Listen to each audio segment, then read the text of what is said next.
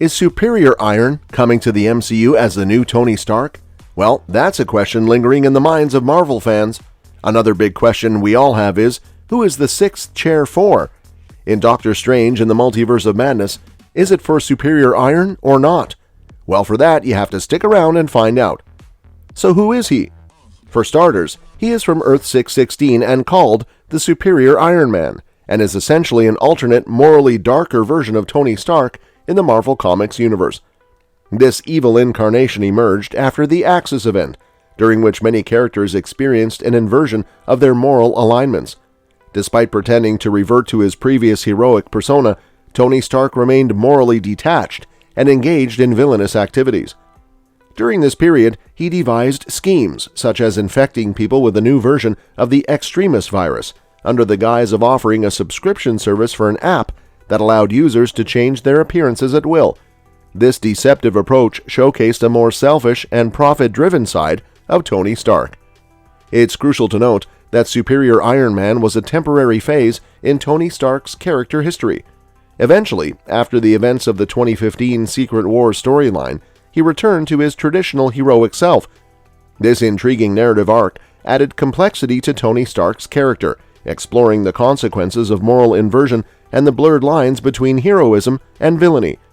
Now, in the lead-up to Avengers Secret Wars in 2027, Deadpool 3 is rumored to be a significant step, bringing characters from past Fox Marvel films into the MCU.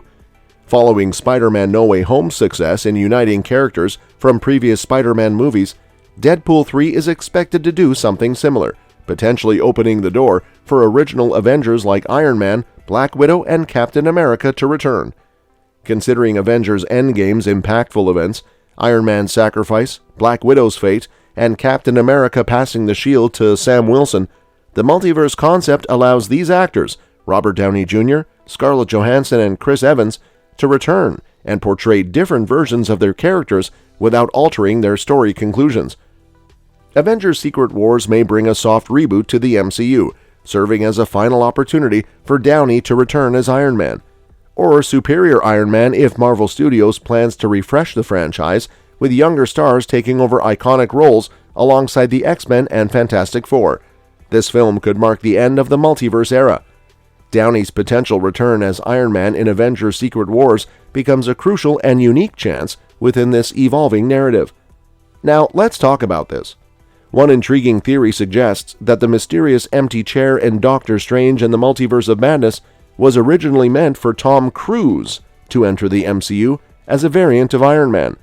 The speculation pointed towards Cruz playing Superior Iron Man, a character who, in the comics, took a villainous turn and was associated with the Illuminati.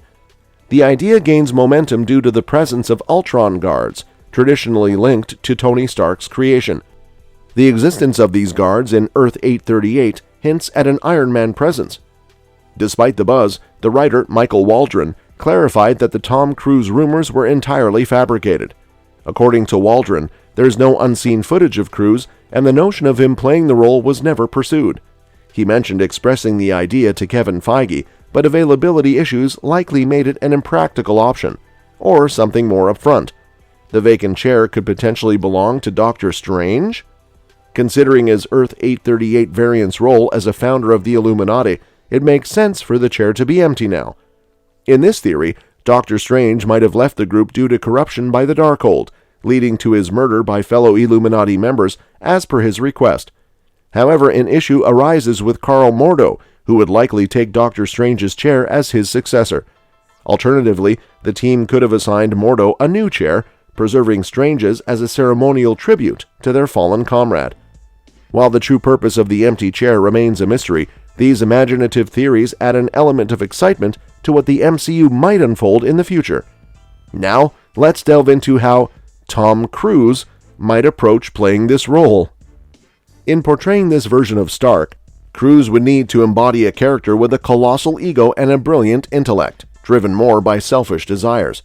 Cruz is not often cast as a villain, and many of his characters share similarities with a heroic Tony Stark, such as Ethan Hunt from Mission Impossible, a capable, confident, and suave leading man. However, this character might take himself a bit too seriously compared to Stark. Examining Cruz's roles, Joel from Risky Business is relaxed, comedic, and a charismatic leader, but might be too lighthearted for the role of Iron Man.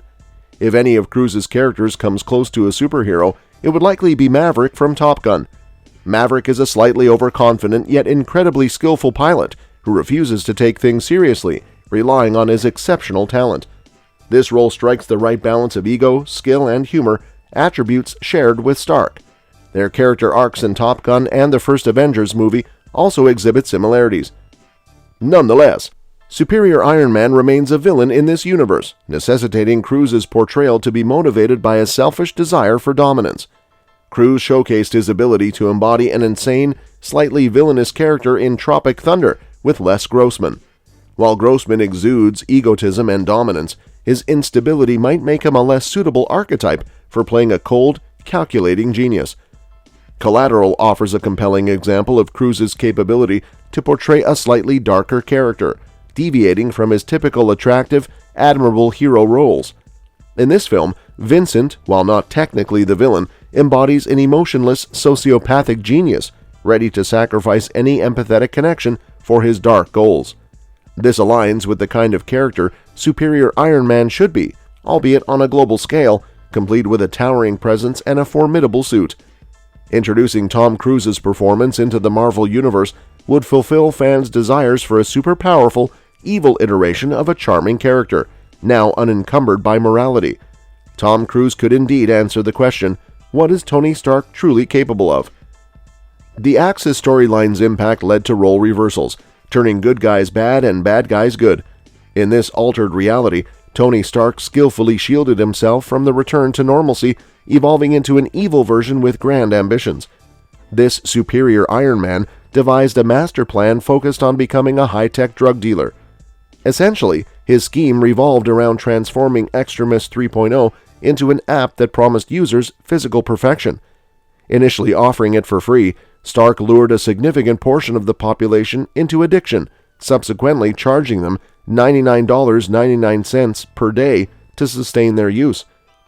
Daredevil uncovered this malevolent operation and confronted Tony to halt his nefarious activities.